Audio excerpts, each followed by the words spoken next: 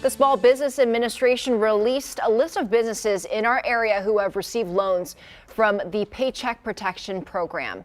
Eyewitness News reporter Jordan Foster breaks down who got what and how you can still apply. The Paycheck Protection Program is a federal program that gives loans to small businesses to help keep their workers on payroll.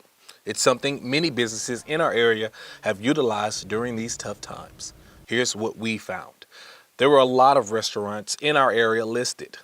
We found that Las Palapas had 9 of its restaurants receive $150,000 to $350,000 each from the PPP and listed 341 employees retained in total. Bill Miller's Barbecue also received $5 to $10 million, retaining 500 jobs.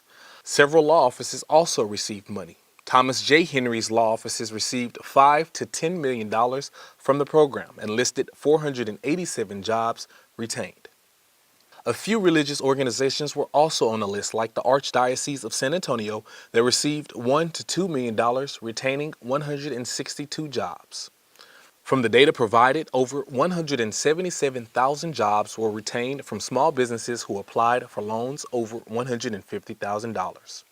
As of July 6, the Paycheck Protection Program approved over 4.8 million loans, totaling over $521 million. The average loan size given, just over $100,000. And loans will be forgiven as long as the businesses meet all employment retention criteria. If you're a business needing some assistance, applications for the PPP program have reopened. The new deadline is August 8th. Jordan Foster, KENS 5, Eyewitness News.